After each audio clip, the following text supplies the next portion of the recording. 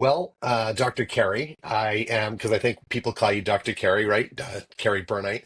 Um, you are a gerontologist, among other things. And for those who might not know what a gerontologist does, could you educate us? In my humble opinion, it is the best job in the world. So, a gerontologist is a person who studies all the aspects of aging. And so, for the last 30 years, I've had the absolute privilege of working with thousands of older adults and their families as they travel the path. And it is not all medical by any means. So, the economics, the sociology, the psychology, the housing, the planning. And so it never gets boring, and every single journey is different. Well, I'm sure it is. And speaking of different, one of the things that, I don't know, maybe just made me chuckle is you had a career as a professor at UC Irvine, 18 years, if my research is correct. And you were the professor of geriatric medicine and gerontology. And so I guess what made me chuckle a little bit is the idea of being interesting enough to capture the minds of the 18 to 22 year olds or whatever they are. But let's talk a little bit about what the courses entailed and how you kept these college age kids engaged in studying the aging and improving of well-being of older adults. Yes. So I had the opportunity to teach both undergrad and graduate school and medical school. So I can tell you in medical school, the biggest challenge was keeping your students awake I'm because sure. it was a system where they were so overworked, which I don't think is healthy. But in terms of college age students, um, I think the biggest shift that we can make now and as college students is this cognitive shift between they as people who are aging and us as people who are aging. And I think once you make that shift and recognize who is aging, every single one of us. If you are 18 years old, you are aging. And this should interest you because it's going to really impact the length and quality and health of your life. So we would very early on stop it with the old people, this, they like that. You want to know what older people like? Look in the mirror, ask yourself. Well, I love that distinction. I'm a big fan of distinctions, and I think that is an important one, right? Because we do all sort of look at older people, and I'm going to be 57 this year, and you think like, oh, that's not me, but you're right, it is you. And I would hazard a guess that similar to this eighth wonder of the world, compounding, that the earlier you get a jump on doing aging right, the better you age as you go forward. Does that sound fair? Very much so. And so we are fortunate because it's never too early, but it's also never too late. So it's an ample opportunity, both physically, what we're doing to fortify our bodies through exercise and diet and sleep and social connection. And then also more recently, highlighting what we do internally. That is equally, if not more important than just burpees and adequate protein. Well, this is a good segue because I met you through a mutual friend, Stephanie Agresta, and she let me know about your new book, Joyspan, which I believe came out earlier this week because we're recording actually just as a cheat before the book drops, but it will be dropping the week of, is it 8/4, 8/5, I believe is when it comes out? Yes, August 5th. Yes. So let's dive into the book because I do believe the book codifies a lot of these amazing teachings that you've sort of shared over the years and all the lessons you've learned in your profession. So let's talk a little bit about this book, Joyspan. So, lifespan, we talk a lot about. It's how many years you'll live. And it matters because in order to enjoy your life, you need to be alive. So, it's important. But there was a real recognition in our field that it's not just enough to be alive. You also want to be physically healthy. And so we started talking about health span, probably about almost 20 years ago. And Peter Attia has done a terrific job in his book Outlive to talk about health span and what we can be doing to maximize our health span. The shortcoming has been that a long life, even a long life in good health, doesn't mean much if you don't love your life. And so, why in the world is it that some of my patients are experiencing these 80s and 90s and 100s and seem to be thriving and enjoying their lives, and other people at the same ages and maybe even in the same health status are suffering and frustrated and living really excruciating lives? So that question haunted me so much. And part of the reason is because for the first half of my career, I worked with people who had really suffered the most, people who had endured elder abuse, financial exploitation, neglect, and self-neglect. People who were lonely, people who were, what you imagine of slumped over and suffering. And I thought, how did we get here? How did they get here? And how can we make it so other people aren't following that same path? And it was very fortunate of how much research is out there showing us kind of what that path looks like. Well, first of all, I have to thank you for undertaking such an endeavor because I think we all could learn some things, to your point about how we can do a better job at aging ourselves, treating those that are older better, supporting them, understanding them. And so I'm excited to read the book.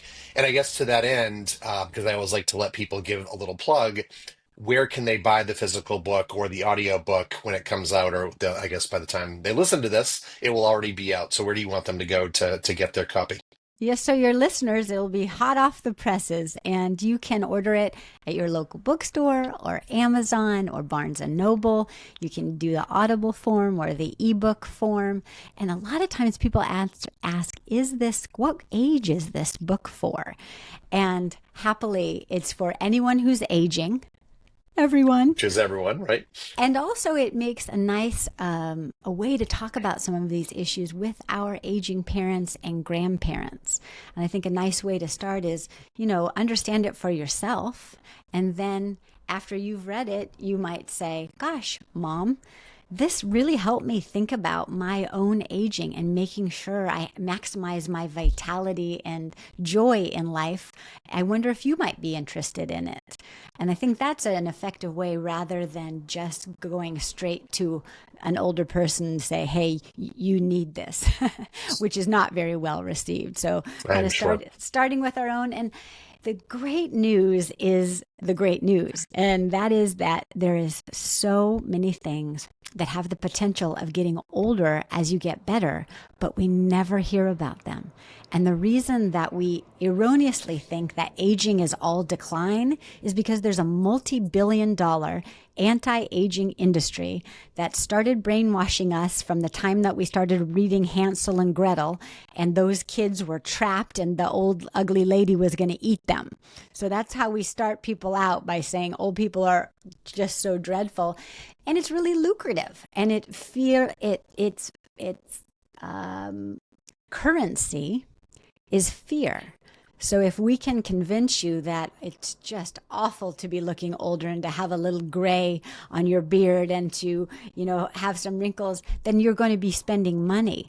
But what the research shows us is that the things that get better as you get older are really the biggies.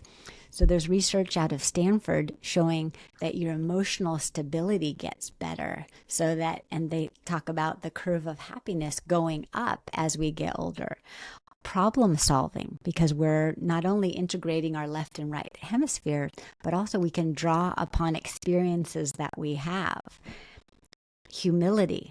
My gosh, the world needs humility right now. Oof. And the fact that if we could tap into our older selves and these 10,000 Americans every single day who are turning 75, what a world we would be in. Also, appreciation of beauty and music and nature. Also, the quality of our social connections. So it is not lucrative, this reality, but it is something that luckily the research shows and that I get to see every day in working with older people.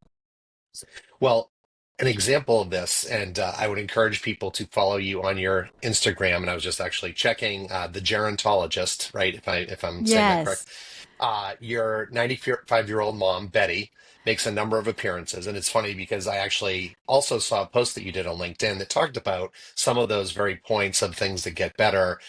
Your mom was front and center in that. So tell us a little bit more about your mom. She seems like an amazing person and just has that same vitality and joy shine through that I can see, in you talking to right here on the podcast. Yes. So Betty is my mother, and she's actually 96. And it wasn't that she was any kind of superhero. She's the first to say that when she was in her 40s and 50s, she didn't have a great attitude. She too was really afraid of getting older and was trying to, outrun it. But the difference came when I was doing my studies, I kept coming across this mom. Did you know that people who expect good things when they get older have been shown to live 7.5 years longer? And then you could take the study, it's actually Becca Levy's study out of Yale. And so we are truly, you, mom, are really hurting yourselves by saying these things like, I'm having a senior moment, or I'm so old, or I can't do this anymore. And all this is actually like going to reduce your life. So together, we started making these changes. And largely as a result of this intentional daily effort toward navigating 100-year life, my mom really is thriving. And I am so honored to get to share her on my Instagram, the_gerontologist, because it gives people examples. And she's not alone. There are millions of people around the globe. Most of them are not getting featured on Instagram, but out doing their things in their 90s and 100s, with joy, with contentment and meaning and relevance and purpose. And I think the more we can highlight those people and learn from those people, the more we can emulate them. The thing that I love about what you just said is that I have always been a believer in the fact that you're only as old as you sort of think you are, right? And obviously that's not completely true, but I have always been turned off when there are people, and I know a lot of them that are like, oh, I'm so old or I can't do this anymore. And I do feel like it does prematurely age you. And so I love that you're really sort of espousing that idea of don't limit yourself, don't say those things. And again, we don't have to be Pollyanna about it, but at No, the same time, I think having that mental picture of yourself of enjoying life and, appreciating the fact that you've accomplished a lot. I joke that I would never want to go back to my 20s or 30s because I know so much more now. My relationship with my wife is so much better.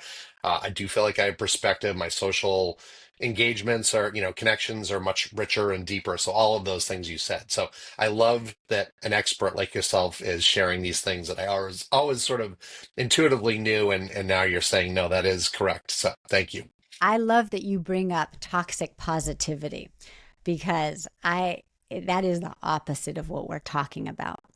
Growing older brings very real challenges. So you don't usually just drop dead, although sometimes you do, but usually, you'll be diagnosed with a chronic or acute condition. Either you die before your spouse or your spouse dies before you, mobility becomes limited, right?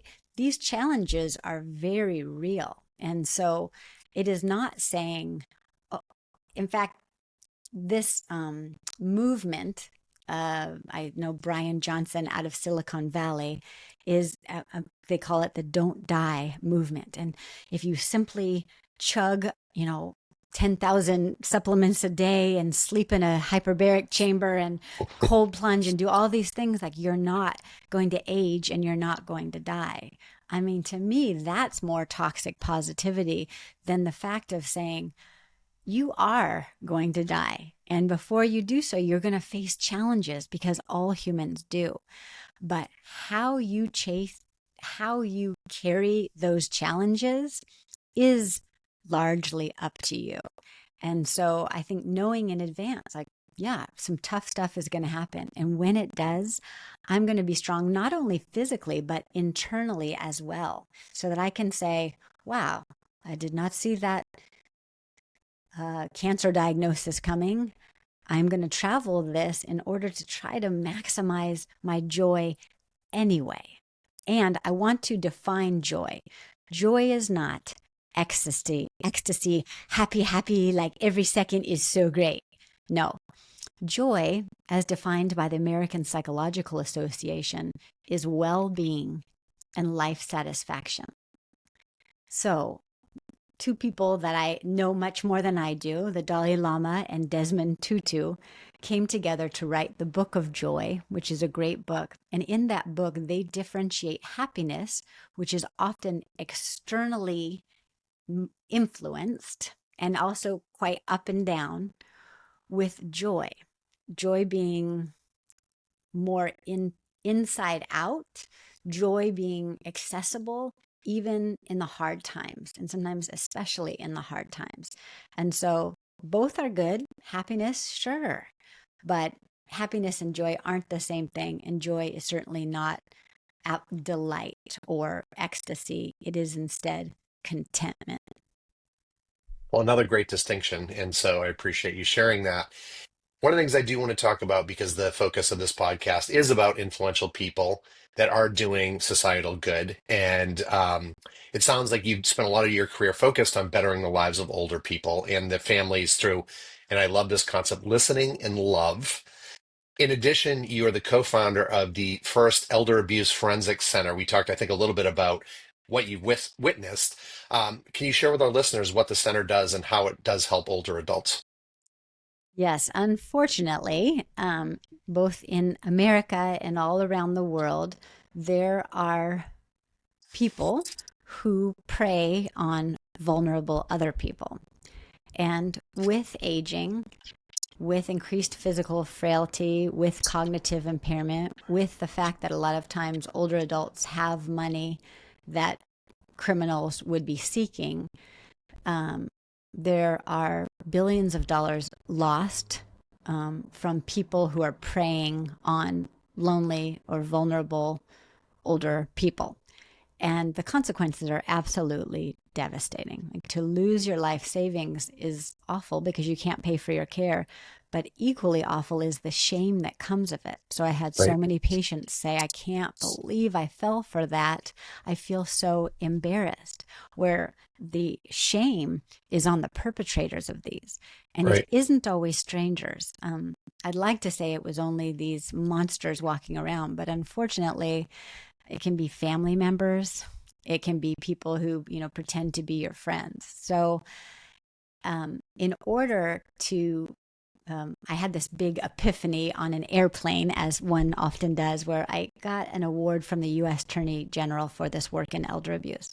And rather than be happy on my flight home or joyful, I felt sick because I thought, I am understanding what causes people to be vulnerable. And instead of preventing this abuse, I'm actually just at the end of the skateboard ramp putting band-aids on people's knees when I need to be up at the top of the ramp and enabling people to be strong in longevity so they don't get abused and mistreated and exploited in the first place. So when I landed, I thought, I have got to shift gears a little bit and try to get into this internal fortification part. And what I found was that you really can do it. And there are these 4 non-negotiables that people who thrive in longevity do, these 4 things. And they're all verbs because they all take work. So the first one is connect. We've got to keep up your social connections because people prey on, take advantage of people who have no connections. And all the research shows too that people who have meaningful social connections have less inflammation, therefore less chronic disease. People live longer. Being isolated is as dangerous as smoking 14 cigarettes a day. So it's a biggie. And if you aren't pretty darn proactive you outlive your friends. So my mom at 96 has outlived about 99% of her friends. So my advice is to your listeners, really think about how to be that friend who makes the call, who texts, who remembers birthday, who goes next door and brings some lemons over to your next door neighbor. Like get pretty active in that. So we started with connect. We also need to continue to grow, to have new goals and think, okay, what might I do, learn, or be next? And sometimes I have a patient right now who is nonverbal, but my goodness, I am so blessed by her listening and by her showing me she's an artist and she's teaching me art. Even though she's not talking, I can't believe how blessed I am with her. We also need to, the third is to adapt. So we're going to have these changes, and you can just be mad, mad, mad that your knees are not going to let you run or pickleball or tennis anymore. Or you can say, yep, I had an era where my knees did that, and now this new era is swimming, and this new era is yoga or whatever. And then the final one is giving. And that to me is the most exciting. Oof. And there's research out of UCLA by my colleague Steve Cole that showed that adults who express that they have a sense of purpose are epigenetically different than those who don't. And by epigenetically different, I mean that we all have genes, but how they're expressed or not expressed is there are impacts, and that's the study of epigenetics. So they didn't really expect to, but what they found that simply holding all variables constant, if you feel like, yes, I have a purpose in life, your inflammation will be down, it impacts your antiviral load. And it was quite shocking to him. And when you think, what is my purpose these days? I think thinking about giving of yourself and also thinking about the fact that it can be small. So we are not here to necessarily say you've got to, cure cancer or donate a lot of money. But I think having awareness that maybe your neighbor who has a lot of children could use another pair of hands at dinner time, and maybe you offer to go on over to hold one of the kids while he or she cooks. Like that is purpose, and it's powerful. Well, Dr. Kerry, I love doing this show, not only because I like to share the good that's going on in the world, but I like to learn. I feel like it's my own masterclass and I'm learning lots of things. So I love those four categories. I think that's a phenomenal way to think about aging. I think we could all, I mean, you said all of us are aging, but it does feel like four goals that all of us should think about living our today lives, whether you're 10 or 50 or 100 or whatever. So, what a great set of principles to live by. I do want to talk a little bit because I believe you're in Southern California. My sister-in-law actually lives fairly close to where you are, but I noticed on LinkedIn that you support a couple of other local charities. One is called wiseandhealthyaging.org, and the other is Pasadena SeniorCenter.org. How did you choose these two nonprofits? Because I'm sure there are hundreds that you could belong to, but what stood out to you about these two particular? Yes. So I selected them because of their service in the Palisades fire. Oh, well, okay. So where I live in Dana Point, it's not terribly close, although my adult children live in Los Angeles and were evacuated for the Palisades fire. But I couldn't help but, like all of us, thinking about the older adults who were displaced from their homes Mm. and were trying to navigate. And so I really dug into many wonderful 501c3s who are doing good work, and those two really stood out to me. And so I felt lucky to support them financially, but then also I made a video pointing people because so many people wanted to help, and they helped during the fires, and now I continue to help. And they both have a long history of serving older adults, and so yeah, I'm honored to know them. Well, thank you for sharing that, and I would encourage people to look it up and help with those and support those causes. And then one of the things, the last question I want to ask is sort of along the serious nature is you're clearly a very smart person. You're a PhD. You've taught, you're a professor. You've written a book. What drives your passion for helping older adults and their families, knowing that you probably could have gone into any profession that you wanted to? I don't know about all that, except I think that it's above all love. And I believe that love is so powerful. And so I was lucky enough to be around older people when I was young because my mom and dad, I was a surprise pregnancy. They had these two teenagers who were in high school, and my mom thought it was menopause, but it in fact was me. So my dad was entirely gray when I was born.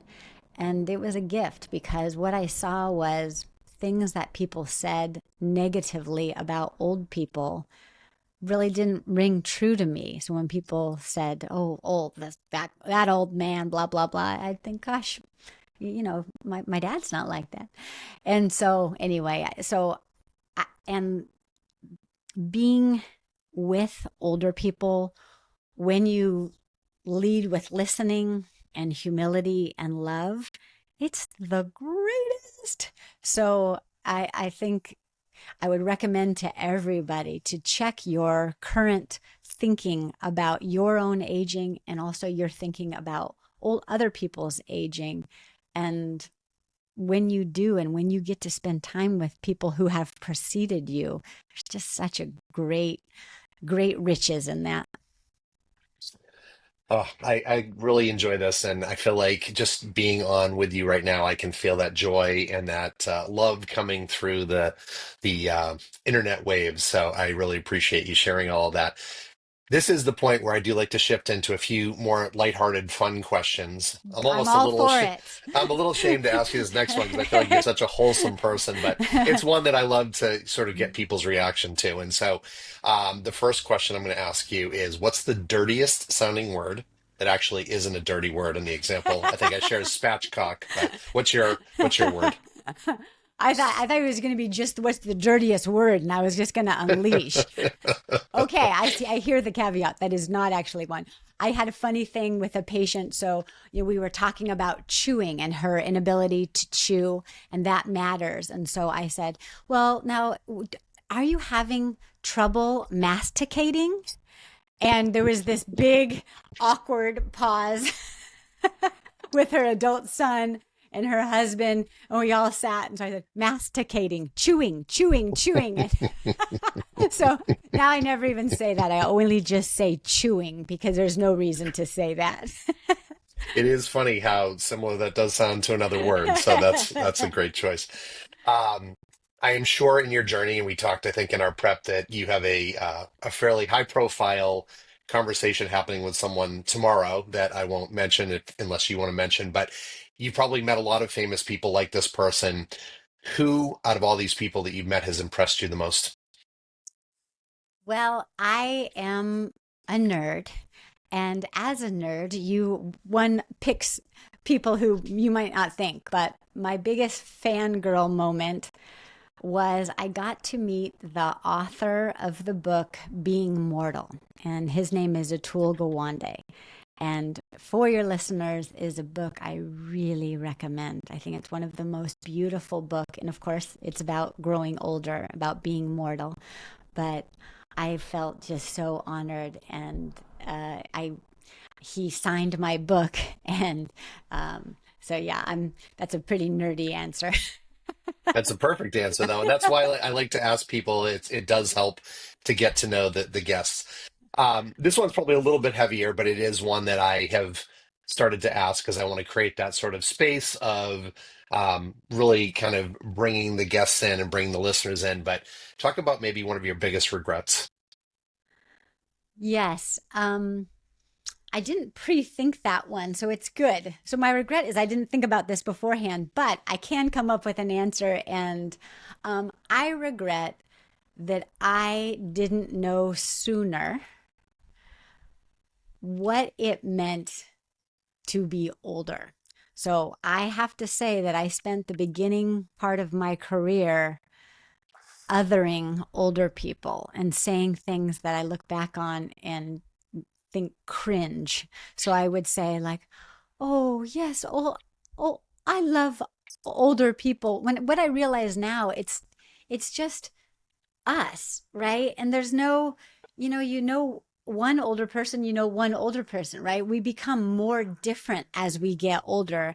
And so any sentence that says old people, whatever, isn't going to be true because we become more diverse, more who we are. Some people, that's a great thing. Some people are so mean and whatever. So I regret not knowing earlier how truly unique and different and interesting older people are.